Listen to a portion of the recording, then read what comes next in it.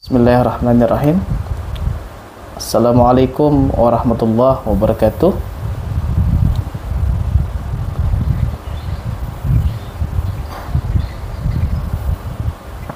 Subhanallah walhamdulillah wa la ilaha illallah, Allahu akbar.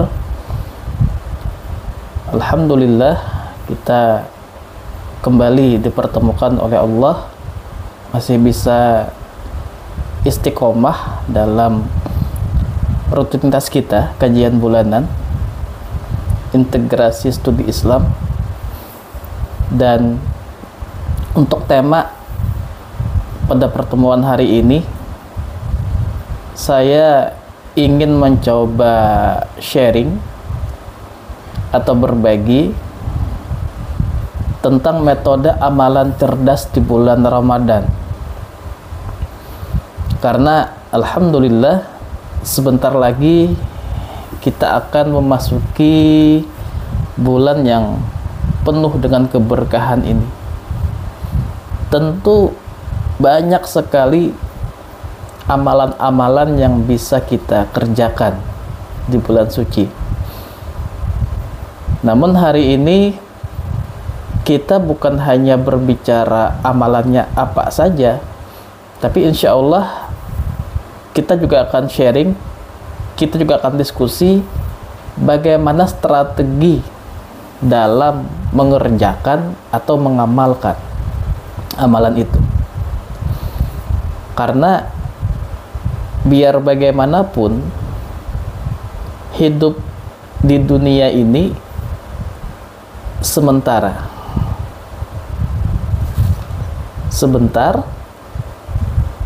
dan tentunya punya konsekuensi yang sangat luar biasa. Di akhirat nanti kita bukan hanya hidup seabad, sejuta abad, semiliar abad, tidak, tapi kita akan hidup selama-lamanya. Dunia yang sebentar itu konsekuensinya adalah akhirat nanti. Apa yang kita kerjakan ada konsekuensi di akhirat nanti.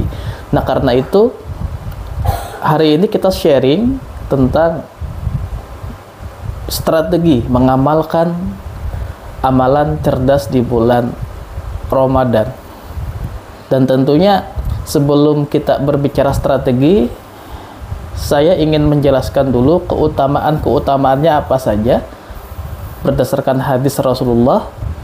Setelah kita berbicara keutamaannya, baru kita berbicara strategi dalam mengerjakannya. Yang pertama, kita ketahui bersama bahwa Ramadan itu adalah bulannya Al-Quran. Rasulullah bersabda, "Man qara'a harfan min kitabillahi falahu bihi hasanah." Siapa saja yang membaca satu huruf dari kitabullah atau Al-Quran, maka dia akan mendapatkan satu kebaikan. Wal hasanatu bi asri amsalihha. Sedangkan satu kebaikan itu dilipat gandakan kepada 10 semisalnya. La aqulu alif lam mim harfun. Aku tidak mengatakan alif lam mim itu satu huruf.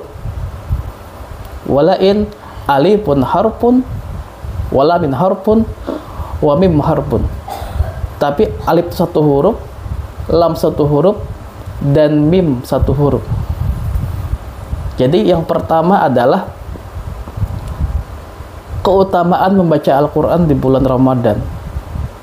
Itu luar biasa. Bahkan satu huruf saja diganjar dengan lipatan kebaikan.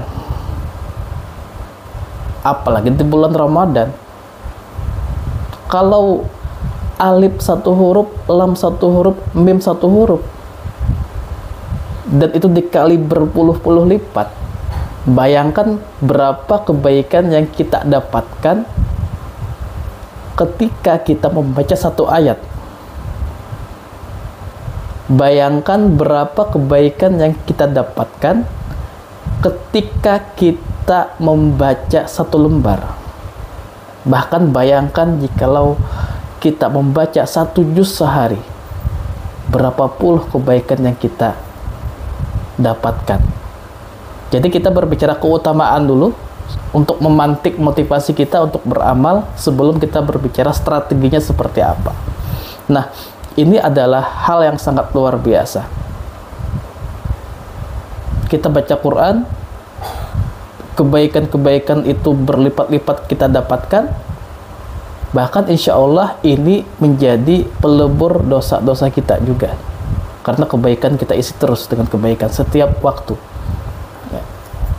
Kemudian bahkan jikalau tidak ada Al-Quran di hati kita, ini ancamannya sangat luar biasa. Sangat aneh jikalau seorang muslim tidak punya hafalan sedikit pun. Sangat aneh. Kalau ada seorang muslim yang Al-Fatihah saja nggak hafal, itu aneh. Karena ancamannya luar biasa. Innal ladzi laysa fi zawfihi minal Qur'an.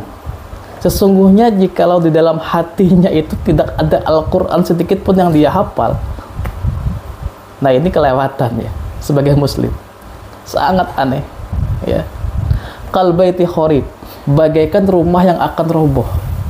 Bayangkan sebuah rumah tuh pondasi ya, pondasi hidup, tempat tinggal, tempat naungan, tempat kita singgah, dan itu seperti roboh. Nah, ini sebuah analogi, jikalau kita hidup tanpa Quran, itu seperti rumah yang akan roboh. Sangat aneh jikalau sebagai seorang muslim kita tidak punya hafalan Quran sedikit pun ya. Bahkan barangkali teman-teman non-muslim kita saja ada yang hafal Al-Fatihah. Nah, memantik kita ya. Kemudian Rasulullah juga bersabda, taraktu fikum syai'an dan tadillu ba'dahuma kitabullah wa sunnah. Ada 2 perkara yang jikalau kita pegang kedua ini, maka kita tidak akan pernah tersesat. Jadi way of life kita, jadi tuntunan hidup kita. Apa itu? Kitab suci Al-Quran dan sunnah Rasulullah. Itu adalah way of life kita.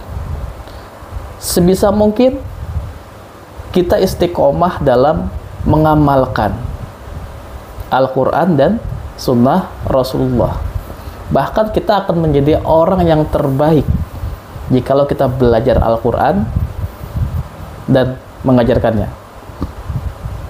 Khairukum man ta'allama Qur'ana wa 'allamahu. Sebaik-baik orang di antara kamu adalah orang yang belajar Al-Quran dan mengajarkannya. Nah, teman-teman sekalian, Ramadan adalah bulannya Al-Quran. Dan ini kesempatan emas kita. Jangan sampai kita lewatkan dengan perkara yang sia-sia. Sebenarnya sangat banyak sekali keutamaan-keutamaan Al-Quran yang tentunya tidak cukup kita bahas dalam waktu yang singkat ini. Namun mudah-mudahan dari hadis Rasulullah ini memantik kita untuk mempersiapkan diri, untuk terus senantiasa berinteraksi dengan Al-Quran. Nah, setelah kita berbicara keutamaan-keutamaannya, kita akan berbicara strategi. Bagaimana caranya agar kita menjalani Ramadan dekat dengan Al-Quran. Nah, saya coba ambil 4 strategi dulu sebelum kita berbicara metode ya. Al-Quran dengan bacaan, kita membaca Al-Quran. Al-Quran dengan hafalan, kita menghafal Al-Quran. Al-Quran dengan mempelajari tafsir, dan Al-Quran dengan sedekah. Jadi ada 4 tema substansial yang akan kita bahas pada kajian hari ini, yaitu membaca, menghafal, mempelajari tafsir, dan sedekah Al-Quran. Agar kita terfokus, kita akan bahas satu persatu secara pelan-pelan. Kita fokus dalam hal membaca dulu. Al-Quran itu ada 30 juz. Satu juz umumnya adalah 10 lembar. Tadi kita sudah bahas keutamaan Quran. Satu huruf saja diganjar 10 kebaikan, bahkan berlipat-lipat, apalagi di bulan Ramadan. Maka metode membaca strateginya adalah kita punya target, mudah-mudahan minimal kita hatam Quran 1 bulan 1 kali, itu minimal. Kalau lebih, alhamdulillah, bagus lagi. Tapi mudah-mudahan Ramadan ini kita bisa hatam Quran 30 juz 1 bulan. Bagaimana strateginya? Strateginya adalah jikalau 1 juz itu adalah 10 lembar, maka gunakan setiap habis sholat 5 waktu 2 lembar. Habis sholat subuh 2 lembar. Habis sholat yuhur 2 lembar. Habis sholat asar 2 lembar. Habis sholat maghrib 2 lembar. Habis sholat isya 2 lembar. 1 hari 10 lembar, sama dengan 1 juz sehari. 30 hari hatam. Hatam Quran, hatam membaca 30 juz. Ini minimal. Minimal ya. Lebih, alhamdulillah. Oh Pak, agak berat Pak. Oh, kalau agak berat, sebelum subuh 1 lembar, setelah subuh 1 lembar. Sebelum zuhur 1 lembar, setelah zuhur 1 lembar. Bagi seperti itu. Nah, biasakan agar menjadi habit, agar menjadi kebiasaan, agar menjadi roda yang terus berputar, sampai-sampai kita kalau nggak baca Quran tuh aneh.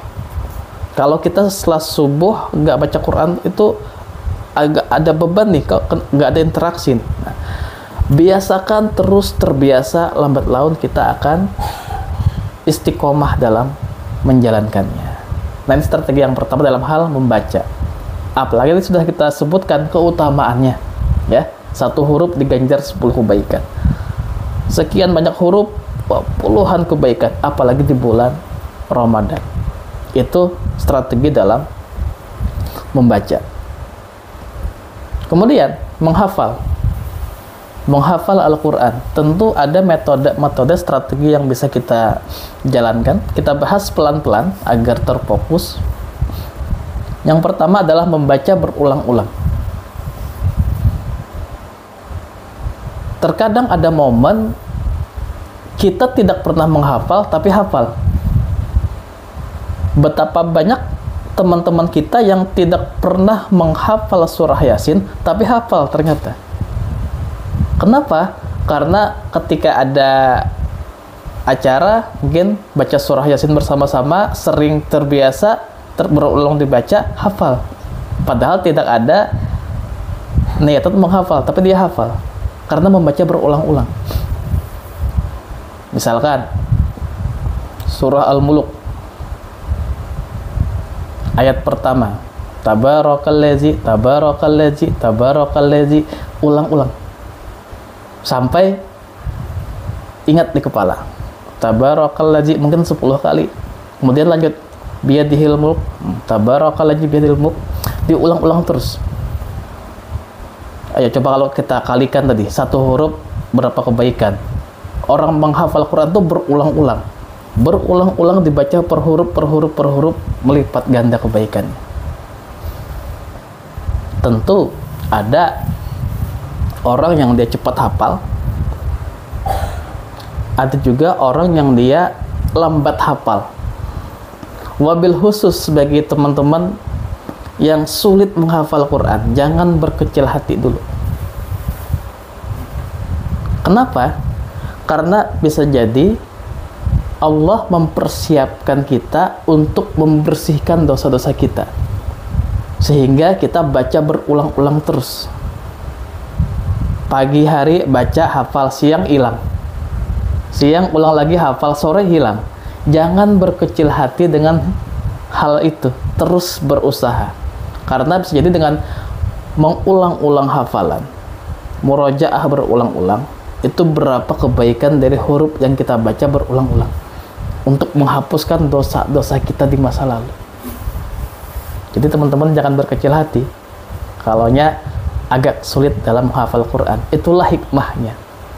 Ketika dosa kita semakin diampuni oleh Allah, insya Allah hafalan kita akan semakin melekat dan melekat. Jadi yang pertama strateginya adalah membaca berulang-ulang. Apalagi di bulan Ramadan, luar biasa ya. Yang kedua, gunakan hafalan tadi dalam sholat. Jadi murojaah dalam sholat. Misalkan tadi menghafal surah Al-Mulk ayat pertama. Gunakan hafalan tadi dalam sholat untuk melekatkan Quran tadi di hati kita. Jadi itu strategi yang kedua ya. Yang ketiga, alhamdulillah sekarang kita media luar biasa. Kita bisa mendengarkan murotal Al-Quran. Bahkan banyak sekali keajaiban-keajaiban balita hafal Quran. Belum bisa ngomong sudah hafal Quran. Kenapa? Karena terbiasa mendengarkan murotal. Metodenya ya mungkin sebelum tidur kita putar ya, untuk murojaah sambil mendengarkan, untuk melekatkan hafalan kita. Daripada kita dengar lagu-lagu yang gak jelas, mending kita dengarkan murotal Quran untuk mempertajam hafalan kita. Yang keempat, tentu bergabung dengan komunitas. Salah satunya adalah komunitas dakwah seperti Integrasi Studi Islam, lembaga dakwah kampus. Karena ini seperti ngecas iman kita. Ngecas iman kita agar semakin semangat dalam memperbaiki diri, bergabung dengan komunitas. Nah, kemudian tentu menjaga diri dari kemaksiatan, karena hafalan itu akan mudah hilang jikalau ada terjadi maksiat. Berupaya menjaga diri dari kemaksiatan. Nah, ini metode strategi menghafal yang insya Allah ada beberapa strategi yang bisa kita jalankan ya. Membaca berulang-ulang, gunakan hafalan dalam sholat, mendengarkan murotal Quran, bergabung dengan komunitas, dan menjaga diri dari kemaksiatan. Oke, kemudian sebentar, tadi membaca sudah, menghafal sudah. Kemudian mempelajari tafsir. Satu hari minimal 1 ayat. Jadi kita setelah menghafal tadi 1 ayat, kita coba hafal juga artinya dan tafsirnya seperti apa. 1 hari minimal 1 ayat ya. Dan tentu kumpulkan juga ayat Al-Quran dan hadis yang bertemakan dengan tafsir yang kita baca. Misalkan kita menghafal ayat-ayat tentang rizki. Wa ma min dabbatin fil ardi illa Allah rizquha. Nah, dan tidak ada binatang melata sedikit pun kecuali dijamin rizkinya oleh Allah. Itu ayat tentang rizki ya. Kemudian kita coba cari hadis yang berhubungan dengan rizki tadi. Misalkan, mana kasat sadaqatum min mali, tidak akan berkurang harta yang disedekahkan. Ayat tentang rezeki juga kita kumpulkan. Nah, sekarang alhamdulillah kita mudah sekali ya. Mudah sekali. Misalkan ayat-ayat tentang pemimpin, kumpulkan. Qurannya ini, hadisnya ini. Ayat-ayat tentang rezeki, ayatnya ini, hadisnya ini, kumpulkan ya. Ayat-ayat tentang interaksi antar lawan jenis, ayatnya ini, hadisnya ini. Nah, itu insya Allah akan mudah dalam kita mengambil hikmah-hikmahnya dan kita berupaya dalam mengamalkan dalam kehidupan sehari-hari. Kemudian menulis apa yang kita hafal, apa yang kita pelajari, kita tulis. Ikatlah ilmu dengan tulisan. Karena biar bagaimanapun dengan tulisan atau mungkin postingan media sosial, postingan yang bermanfaat, kita share ke orang-orang lain dan orang lain memetik manfaat dari hal itu, insya Allah ini akan menjadi amal-amal yang mengalir untuk kita. Bahkan Kita bayangkan di akhirat nanti, ketika Allah memberikan catatan amal baik kita dan kita kaget. Kita berkata kepada Allah, "Ya Allah, bukankah amalku tidak sebanyak ini?" Kemudian Allah tersenyum kepada kita dan mengatakan, "Itulah amal kebaikan dari apa yang kau tulis, apa yang kamu share. Video, tulisan, postingan kamu share menjadi sumber manfaat bagi pembaca, menjadi sumber manfaat bagi penyimak, dan mereka lakukan itu menjadi amal yang berantai-rantai mengalir kepadamu." Nah, bayangkan seperti itu ya. Apalagi zaman media sosial, alhamdulillah mudah sekali kita dalam menyebarkan kebaikan, mempelajari tafsir. Kemudian sedekah Al-Quran. Tentu ini ada rezekinya masing-masing. Ada yang memang dia sebagai seorang pengusaha, ada yang mungkin dia sebagai seorang pekerja yang rutin mendapatkan gaji tiap bulan. Sebagai seorang pengusaha misalkan, maka sisihkan bagi 3 rezekinya ya sebagai seorang pengusaha: modal, keuntungan, sedekah. Nah gitu, modal, keuntungan, sedekah. Jadi kalau kita dagang gitu dalam mencari rezeki ya, modalnya kita sisihkan, modal kembali, keuntungan kita sisihkan untuk hidup kita, sedekah. Nah, bagi teman-teman yang mungkin sebagai seorang pekerja yang mendapatkan gaji rutin tiap bulan, maka bagi 2 ya, gaji minimal 10% dari gaji itu untuk sedekah. Belikan Quran, sedekahkan. Bayangkan jikalau ada orang yang menghafal Quran dari sedekah Quran kita, 1 huruf dia baca, dan itu akan mengalir terus kepada kita, orang-orang yang menghafal dari Al-Quran kita ini. Kemudian dia tumbuh besar menjadi imam nanti. Jadi imam, dia membaca Quran, mengalir lagi kepada kita. Kemudian dia mengajarkan Quran kepada jamaahnya mungkin, terus mengalir kepada kita. Nah, ini adalah amalan yang cerdas, sedekah Quran.